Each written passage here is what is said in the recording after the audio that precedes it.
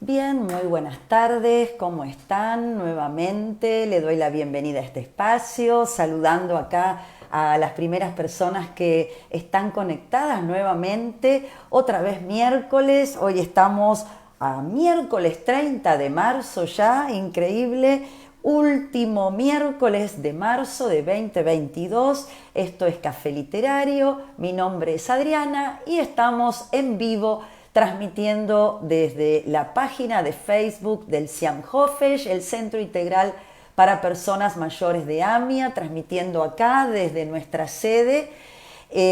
Saludamos, como siempre hacemos, a las primeras personas que se conectan, Never, Patricia, Julia, bienvenidas a este espacio donde nos gusta compartir acerca de la literatura, abordar distintas escritoras, escritores y compartir unos 40, 50 minutos, a veces varía un poquito, los vivos no son exactamente iguales la duración, y la idea es que se comuniquen conmigo a través del chat, como se suele hacer en este tipo de transmisiones, y bueno, hoy saludo ahí, hay otras personas que no veo quiénes son en este momento, pero las saludo también. Acá también está Cora, ahí sí estoy viendo. Muy bien, muy buenas tardes, muy contenta de estar nuevamente acá con ustedes. Bien, en este espacio dedicado, como les decía recién, a la literatura, creo que le debíamos un homenaje. Hace tiempo que lo venía pensando y muchas veces cuando nos referimos a publicaciones de libros, lógicamente hemos mencionado al rol de las editoriales que se ocupan, bueno, obviamente del mercado, el mercado editorial, ¿no? Y hoy quiero dedicarle este cafecito de hoy a un hombre que es un referente, ya cuando lo nombre sin duda van a coincidir conmigo, muchos de ustedes y muchas de ustedes seguramente han oído hablar de él, no es contemporáneo, perdón, fue un hombre que marcó un momento muy especial en la Argentina, un inmigrante proveniente de Rusia, que se instaló en la ciudad de Buenos Aires, para ser más precisa, en Villa Crespo, ¿sí? Después de haber estado también en la provincia de Entre Ríos trabajando. Bueno, ya nos vamos a ir metiendo detenidamente en esta persona tan singular, en este hombre tan particular y que se dedicó fue editor y fue librero, como así le gustaba ser llamado también. Su amor por los libros fue, digamos, el eje, el motor que lo impulsó a hacer locuras con tal de poder publicar. A mí me gusta jugar un poco en este momento del taller y dejar ahí un poquito la intriga a modo de juego, a modo de consigna, para que quienes están allí tengan un tiempito para pensar, a ver si pueden animarse y escribirme el nombre y apellido de esta persona a la que me estoy refiriendo, un referente de comienzos del siglo XX, por eso dije que no era contemporáneo, comienzos del siglo XX, un inmigrante ruso. Aprovecho para saludar también a Fanny y a Dora, muy buenas tardes, y a otras personas que tal vez no saludé con nombre, pero que sé que están allí conectadas. Voy a dar estos segundos que normalmente damos y por supuesto enseguida avanzo. También aprovecho mientras les doy tiempo para que piensen y escriban. Saludamos a todas las personas que ven en diferido Café Literario, ya sea desde nuestro canal de YouTube, pueden encontrarnos en YouTube, aquellas personas que todavía no lo hicieron. En, obviamente, la plataforma de YouTube nos encuentran como Siam Hofesh, Personas Mayores, y también un saludo muy especial a quienes se conectan a través del WhatsApp con el centro y reciben los talleres diferidos en su versión ya grabada. Así que un enorme placer también saber, sepan que leo las devoluciones que hacen a través del WhatsApp, me llegan a mí gentilmente por una de mis compañeras, así que les agradezco el interés y también abierta, como siempre les digo, y disponible a escuchar ideas, ¿sí? Me encanta que me propongan autores, autoras, temas, siempre y cuando estén relacionados, por supuesto, con lo que es este taller, que es Café Literario. Buenas tardes, Marta, buenas tardes, Mirta, también ahí.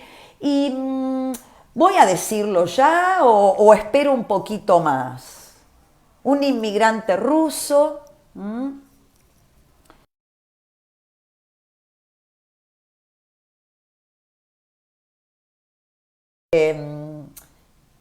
Lo que comenzó, digamos, llegó a la Argentina a comienzos del siglo XX, ¿sí? Si está un poquito en delay mi voz, no se preocupen, hay acá una cierta inestabilidad en la señal, pero seguimos adelante. Bien, Manuel Gleiser. Hay una nota que encontré en La Nación de hace bastantes años, una nota muy linda que ahora voy a compartir parte de esa nota con ustedes. Hoy tenemos material de distintos lugares, vamos a ver si logramos meterlo todo en el programa de hoy, pero realmente Manuel Gleiser, Gleizer, Gleiser. Les decía que esta nota en La Nación tiene un título muy interesante, muy lindo, que llamó El último de los editores románticos. Y vamos a ver por qué románticos. Románticos en el sentido más amplio de la palabra, no tanto en el sentido de ser enamoradizo, no se refiere tanto al amor romántico, sino al idealismo. Acá me parece que el título de La Nación tiene más que ver con ese romanticismo propio de aquellas personas que creían en causas justas, ¿no? Que creen hoy, ¿por qué situarlo solamente en el pasado? Afortunadamente en el presente también tenemos personas que trabajan mucho por lo que creen, y bueno, Manuel Gleiser sin duda fue uno de ellos. Creía en los jóvenes, por entonces jóvenes valores de la literatura que todavía nadie conocía, un hombre que apostaba a lo nuevo en el campo literario y apoyaba a jóvenes escritores de la época que, por supuesto, todavía no se habían hecho ningún camino. Hemos hablado muchas veces en este espacio de la importancia de tener apoyo para poder editar, para poder publicar, ¿no? No siempre eso es fácil y en otras oportunidades siempre hemos mencionado a los editores como personajes difíciles que de alguna manera, en algún punto, paradójicamente, pero si bien fomentaban el trabajo de los escritores y las escritoras, por otro lado a veces obstaculizaban estos trabajos. Acá encontramos el contraejemplo de esto, ¿no? Acá hay un reconocimiento a un oficio, al menos como lo llevó adelante Manuel Gleiser, donde, bueno, realmente lo movía el amor por lo que hacía y acompañó, van a ver ahora a qué figuras importantes de la literatura. Les decía, les mencioné La Nación, una nota de La Nación. También quiero mencionar que voy a compartir información con ustedes de una página muy interesante, que es una página que está dentro del gobierno de la ciudad, que es una parte que se llama colectividades, y dentro de la colectividad rusa aparece mencionado Manuel Gleiser, y no solamente aparece mencionado, sino que bueno, hay un apartado, una entrada ahí en la página muy interesante acerca de su perfil, de su figura y de la importancia cultural, ¿sí? Que nos ha el legado cultural y cómo voces jóvenes de la época, como les decía recién, pudieron encontrar un ámbito donde exponer sus obras. Y también voy a compartir algunos fragmentos de un blog que se llama Negritas y Cursivas y por supuesto dedicado a Manuel Gleiser. ¿Algo que ver con Leo Gleiser, el periodista? Pregunta Marta. La verdad que no lo sé, Marta, no tengo esa información. Muy buena pregunta. Tal vez sí, habría que chequearlo. El apellido es exactamente el mismo y se escribe así. Está muy bien escrito. Lo que no puedo darte es esa respuesta. Lo buscamos después. O si vos podés buscarlo, ahí tal vez googleando, yo en las fuentes que consulté, tal vez no me metí demasiado en la biografía, me metí más en el oficio y entonces dejé de lado algunos aspectos biográficos, pero está bueno averiguarlo. Bien, bien, vamos a arrancar un poquito con información. ¿Por qué se lo llamó el librero de Villa Crespo? ¿Sí?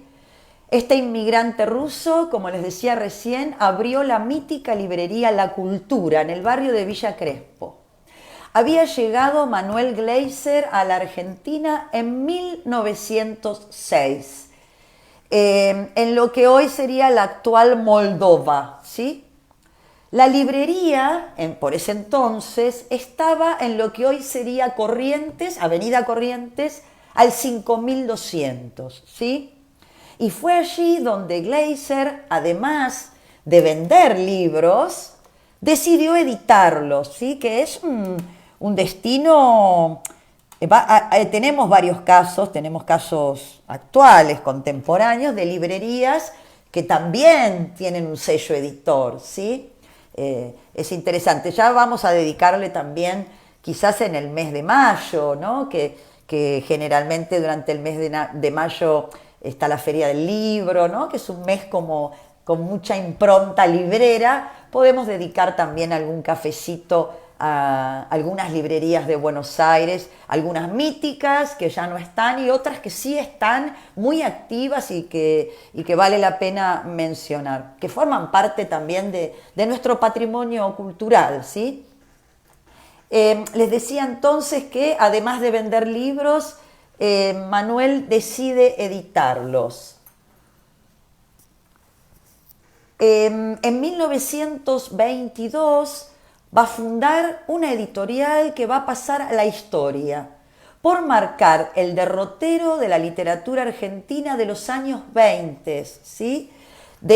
Concretamente, vamos a decirlo, porteños, ¿sí? Básicamente porteños. Vinculado al grupo de Boedo, que en su oportunidad, quienes son habitués de este taller recordarán que en su momento hemos hablado del grupo de Boedo, ¿sí? Vinculado a este grupo de escritores de la época, publicó obras de Raúl Scalabrini Ortiz, Raúl González Tuñón, ¿sí? Les suenan estos nombres, ¿no? Leopoldo Marechal, Macedonio Fernández, Alberto Gerchunov, entre muchos otros, ¿sí? Fíjense los nombres que estoy tirando, Raúl Scalabrini Ortiz, Raúl González Tuñón, Marechal, Macedonio Fernández, Alberto Gerchunov, que también en su momento hemos trabajado sobre él en algún taller, ahora no creo que presencial, hemos abordado a Gerchunov. El trabajo editorial de Gleiser se organizó en 3 colecciones. Una cuyo abordaje era de temas de la colectividad judía, otra de actualidad política y una tercera de contenidos generales. A las tres colecciones las identificó un sello creado por el pintor José Bonomi, que ahí también les recomiendo googlear, porque estoy tirando ahí mucha info.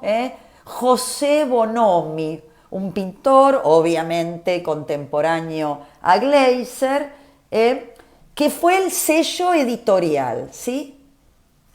Bien, entre sus ediciones se encuentran El idioma de los argentinos, de Jorge Luis Borges, Molino Rojo, de Figman, No todo es vigilia, la de los ojos abiertos, de Macedonio Fernández, El violín del diablo, de Raúl González Tuñón, Los aguiluchos, de Leopoldo Marechal, La musa de la mala pata, de Olivari, y El hombre que está solo y espera, de Scalabrini Ortiz, perdón, y tantos más. No vamos a nombrar tantos, pero bueno, acá les estoy dando, además de que hoy obviamente son indiscutibles, ¿no? Más allá de la diversidad de estilos y de temáticas que abordaron cada uno de ellos, hoy, bueno, son clásicos de la literatura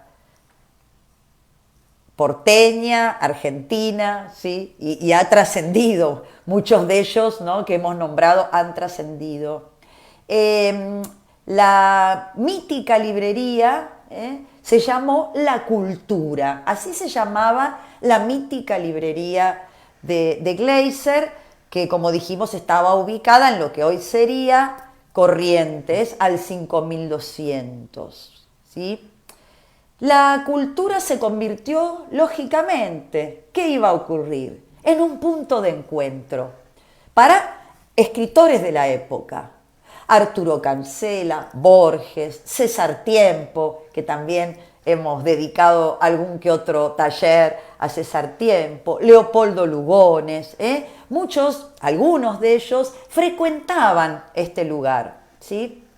Muchos de ellos, además de aprovechar los aires de peña intelectual que tenía la librería, pasaban a la casa de Gleiser, que quedaba al lado, y compartían la vida familiar del librero junto a su esposa, Manuela Dayenov, y sus 4 hijos.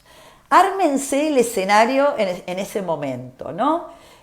Me gusta esto de peña intelectual, ¿no? Una peña literaria, donde se reunían quienes ya nombré y otros tantos otros. Algunos también eran escritores que después no trascendieron.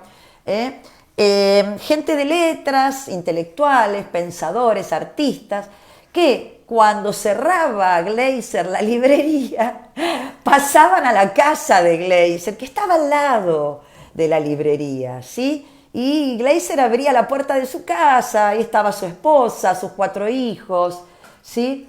Gleiser puso en marcha uno de los primeros emprendimientos editoriales argentinos, creando la figura del editor, ¿sí?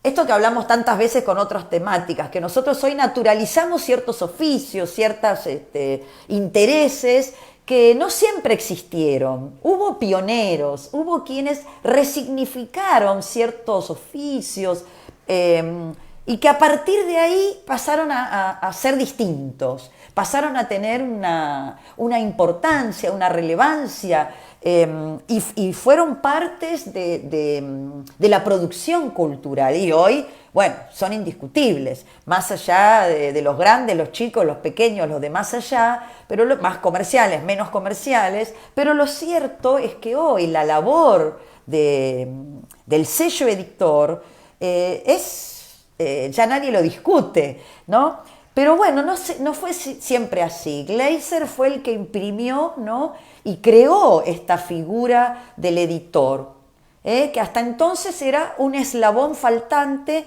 entre los escritores y por el otro lado las imprentas. Faltaba ese intermediario en el mejor de los sentidos, porque no solamente es un intermediario, sino que es quien va a curar ese libro, quien va a asesorar al autor, a sugerir tapa, buscar ilustradores. Bueno, hay un montón de tareas y de roles que cumple quien se encarga de la edición, que no es solamente, digamos, el intermediario, ¿no? Pero bueno, hasta ese momento, hasta Gleiser faltaba ese nexo, ¿no? Y Gleiser va a poner este eslabón que faltaba. Gleiser editó a autores argentinos que hizo conocer tanto en el país como en el extranjero y llegó a publicar cerca de 300 títulos. 300 títulos. Nombrar a Manuel Gleiser, como les decía antes, el librero de Villa Crespo, es nombrar a Villa Crespo, o sea, vienen juntos, ¿no? Entonces también me gustó mucho en esta nota que encontré, es una nota vieja, del 2006, que en ese momento se cumplía un aniversario del fallecimiento de Manuel, y hay un recorrido por su vida y hay una parte tentativa. Bien, hubo un silencio porque está la señal inestable hoy. Bueno, están inestables los subtes, porque no podríamos estar inestable acá. Así que con calma, no se perdieron nada porque yo me callé, ¿sí? Cuando vi que soy yo la que tengo el problema de señal, cuando vi que eso ocurrió, silencié y no seguí hablando. Así que tranquilas, tranquilos. Les decía que me gustaba compartir algunas cosas que encontré en esta nota, ¿no? Fue peón de campo, peón de campo Manuel Gleiser, vendedor ambulante, bueno, librero por supuesto. Algo que menciona un poeta llamado Nicolás Olivari, decía, los editores son mártires. ¿Cuántas veces le dije yo a Gleiser que si hubiera puesto una fábrica de impermeables, de betún o de caramelos, con la energía gastada, con la inteligencia derrochada, con el trabajo dilapidado en su editorial, sería a estas horas casi millonario? Esto lo comenta Nicolás Olivari, ¿sí? Esto lo contaba en 1929, refiriéndose a la quijotesca empresa que había marcado el derrotero de la literatura argentina de los años 20.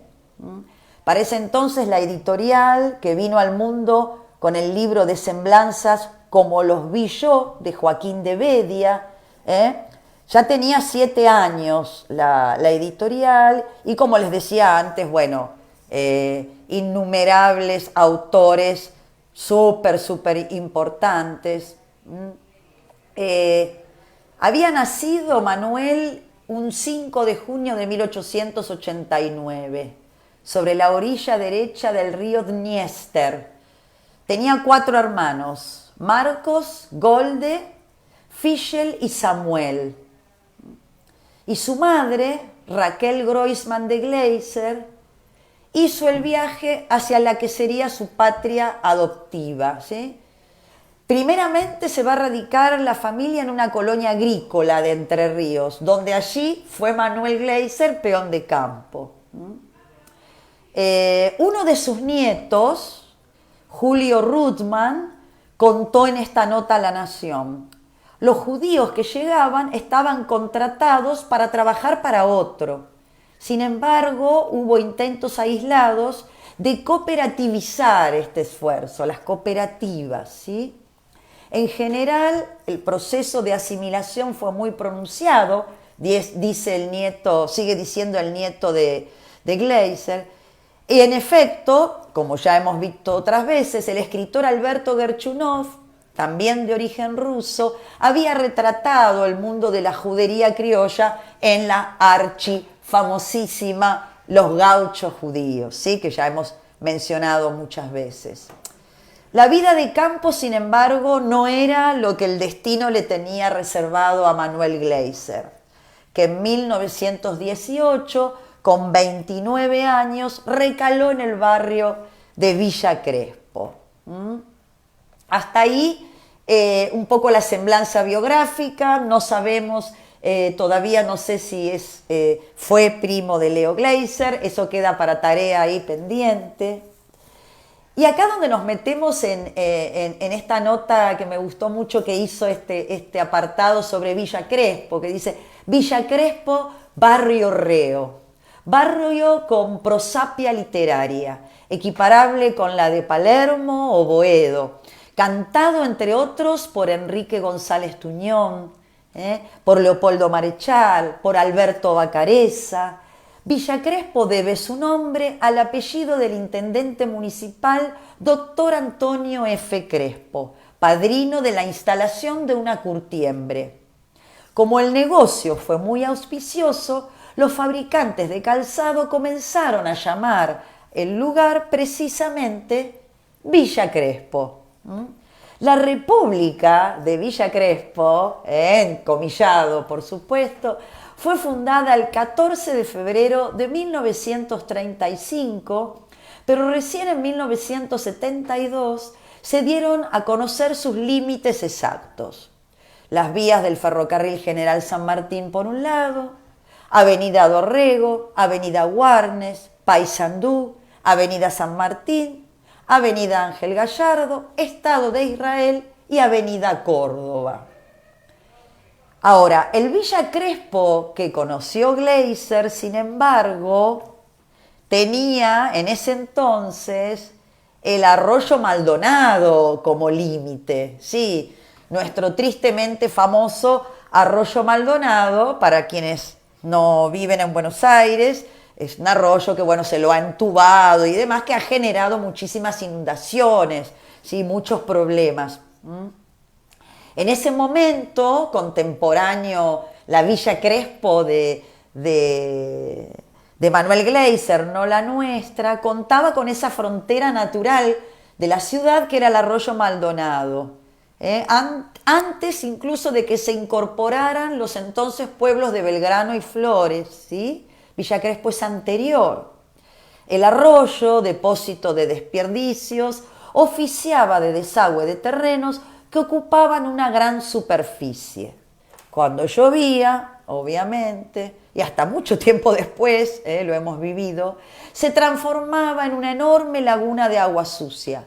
Por ello, a pesar de que era pintoresco, resultaba peligroso por sus desbordes, circunstancia que además, lógicamente, restaba valor a los terrenos adyacentes. En 1929, las autoridades deciden por primera vez entubarlo, 1929, obra que requirió alrededor de 10 años de trabajo, el primer entubamiento del Arroyo Maldonado. Ya en 1936, sin embargo, se construyó sobre él una amplia calle, primero de tierra, la actual Juan B. Justo.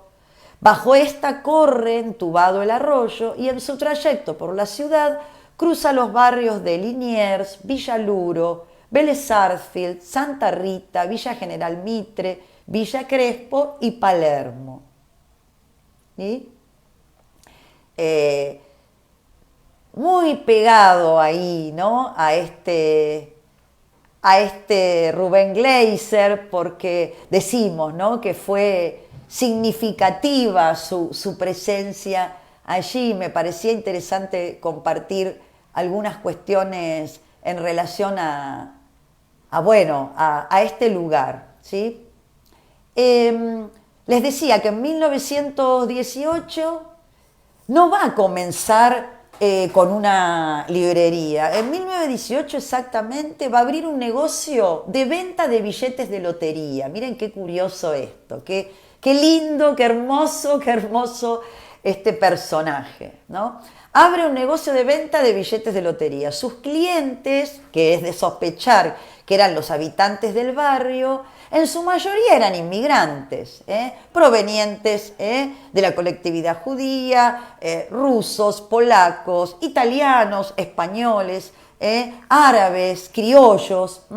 Y de estos seguramente más de uno viviría en el primer conventillo del barrio, ¿sí? Que por supuesto quien quiera escribir ahí en el chat está invitado o invitada a hacerlo, ¿sí? Acá me dicen cuántos problemas con este arroyo. Sí, sin duda, y que siguieron mucho después. Nosotros nos detenemos acá porque queremos más que nada, digamos, hablar de Gleiser, pero realmente el arroyo ha dado mucho que hablar. Este personaje, ahí donde lo romántico, ¿no?, de este personaje, este luchador, que, claro, ellos eran sus clientes. Los clientes vivían en el primer conventillo del barrio, edificado por la Fábrica Nacional de Calzados, ¿sí?, fundada el 3 de junio de 1888. Ese fue el primer conventillo ahí ubicado en Villa Crespo, construido con cuartos y cocinas de madera, que daba cobijo a los obreros. Bien, ahí estamos con interrupciones, pero bueno, acá estamos nuevamente. Bien, les decía que yo cuando veo que hay mala señal, quédense tranquila que no sigo hablando. Así, si bien va a haber unas pausas luego en la grabación, pero prefiero eso, y la gente que está en el vivo, que siga ahí, que no se vayan, que tengan paciencia. Bien, les decía que el primer conventillo ahí del barrio, ¿sí?, fue edificado por la Fábrica Nacional de Calzados, fundada el 3 de junio de 1888, que fue construido con cuartos y cocinas de madera y que, bueno, daba cobijo a los obreros y que se convirtió, yo creo que ya a esta altura todos lo saben, tal vez con las interrupciones de la señal no vi sus chats, perdón si no estoy leyéndolas, pero prefiero avanzar. Hoy tal vez vamos a apurarnos un poquito más para terminar, ya que no es un día de buena señal. Pero que bueno, se va a convertir en el conventillo nacional, el famoso conventillo La Paloma, ¿sí? ¿Quién no vio alguna vez alguna representación? El famoso sainete, ¿sí? El famoso sainete, el conventillo nacional, o como lo llamaba la gente popularmente, el conventillo de La Paloma, ¿sí? 112 habitaciones tenía y fue inspirador de grandes sainetes, ¿sí? Bien, el Gleiser editor, ¿no? La Cultura recordemos que era el nombre de esa librería que después devino editorial, ¿no? La Cultura pronto se convirtió, como les decía, en puntos de encuentro de muchos escritores, ¿sí? Samuel Eichelbaum era también otro que frecuentaba el lugar. Muchos de ellos estaban allí compenetrados también y eran personajes pintorescos del barrio, ¿sí? En 1922 Gleiser va a editar su primer libro, por el cual le abonó al autor 450 pesos de ese entonces, que era el equivalente al 10% del precio de tapa del total de la tirada. En concepto, le pagó Gleiser de derechos de autor, ¿no? Por supuesto. Ahora, la parte, hasta ahí, todo normal, una transacción editorial que, bueno, podemos conocer más o menos. Lo notorio, digamos, y por qué lo llamamos el último editor romántico, porque para poder pagarle antes que nada al autor, que era lo que correspondía, pidió un préstamo bancario. No era un hombre adinerado, ni mucho menos.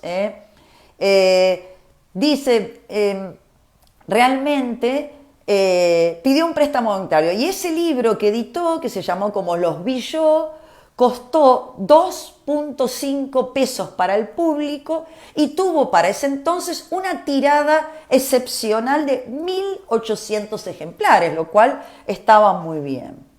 La labor editorial de Gleiser se va a organizar a partir de este momento y va a generar estas 3 colecciones que antes les mencioné al comienzo del vivo. Claro, yo les decía al comienzo, ahora les voy a contar dónde se imprimían, ¿no? Porque hasta ahora sabemos que los editaba Gleiser. Los libros de Gleiser se imprimían en la calle Entre Ríos 1583/1585. calle Entre Ríos, a la vuelta del Arsenal de Guerra, donde desde 1910 se encontraba ubicada la librería e imprenta de los hermanos Porter. Ahí hay otro dato para quienes les gusta la historia de la ciudad. En Avenida Entre Ríos, 1583/1585, se encontraba ubicada la librería e imprenta de los hermanos Porter. El Invencible, ¿sí? El Invencible lo recordaba así César Tiempo. Según él, una vez que Enrique González Tuñón, escritor que habíamos mencionado, se había hecho famoso, por decirlo de alguna manera, con sus notas periodísticas en el entonces diario Crítica de Natalio Botana, apareció Manuel Gleiser, dice, puntual, que promovió al escritor sin libro a la notoriedad literaria. Este personaje un gran apasionado, que vendía a un autor que todavía no había escrito un libro, o podía vender, como les decía al comienzo del vivo, podía vender autores incluso en los que él confiaba, pero que él no había leído. Un personaje realmente, y estas notas de color lo pintan, ¿no es cierto?, tal cual era. Hubo, como les decía antes de Gleiser y otros editores, Jacobo Sammet, Glusberg, Antonio Zamora. Antes de esta camada no existía en la Argentina la figura del editor, ¿sí? Esto lo dice García Costa, entrevistado por La Nación en la nota que estoy compartiendo con ustedes. Y al mismo tiempo dicen, había imprentas, había libreros, pero no existía esta labor del editor. Claro, los autores no podían permitírselo, no tenían dinero para poder contratar a un editor, ¿sí? O otros también, lo que hacían eran los que podían, publicaban en Francia, o sobre todo en España, por una razón obvia, de compartir el idioma, y los que no iban a un imprentero local y hacían una edición de autor, pero no necesariamente un autor puede manejar cuestiones relacionadas con la edición. La importancia de la figura de Gleiser radicó, ¿sí?, en que puso en marcha uno de los primeros emprendimientos editoriales argentinos, ¿sí? Esto es súper importante. Para García Costa, como don Manuel no era un entendido, se lanzó a publicar lo que le llegaba a las manos en ese momento y no hizo mayores distinciones. También hay esto que decimos siempre, bueno, en ese momento era un entusiasta. Hoy, lógicamente, el trabajo del editor está súper profesionalizado, ¿sí? De hecho, es una carrera de nivel universitario, ¿sí? O sea, se ha complejizado y se ha profesionalizado muchísimo la tarea, pero acordémonos en qué contexto vivía Manuel y que era pura pasión y puro amor realmente por lo que hacía. Entonces, bueno, no distinguía mucho. Esto explicaría, por ejemplo, que en su catálogo El idioma de los argentinos de Borges figurara junto a Electrocardiografía y Poligrafía clínicas del doctor Guillermo Bosco. Muy bueno. Esto es como decía Discépolo, la Biblia y el calefón, ¿no? O sea, por un lado, editaba Borges. Hoy es imposible que un mismo editor, que una misma editorial publique a Borges y publique un tratado médico. Hoy hay editoriales especializadas, como hay en medicina, en contaduría, en jurisprudencia. Hoy hay una gran especialización, pero en ese entonces podías encontrarte con que el mismo sello editorial había publicado ambos ejemplares.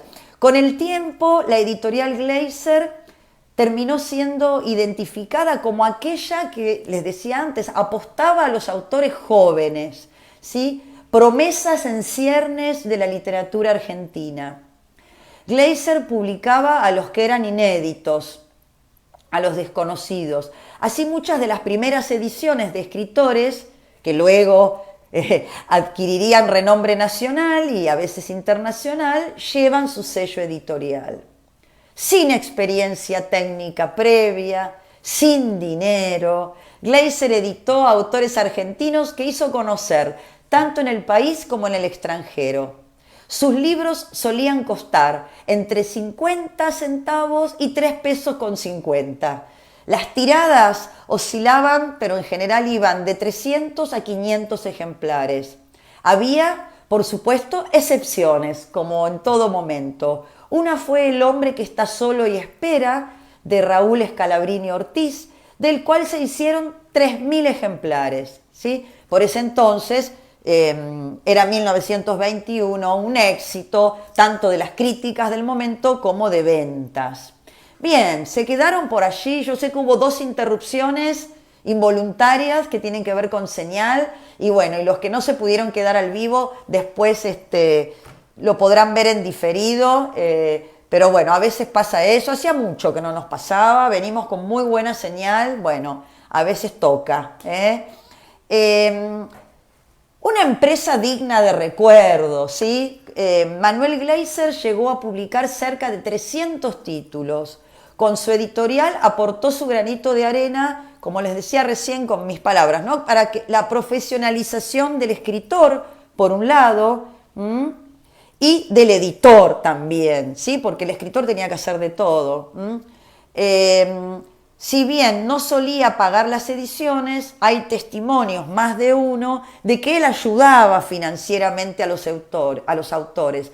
Por ejemplo, Manuel Gálvez lo cuenta en sus memorias. Esto vuelve a hablarnos Julio Ruttmann, el nieto, ¿sí?, de Gleiser, de Manuel Gleiser. Muchas veces prestaba él dinero, ¿sí?, para que ciertos autores pudieran aparecer.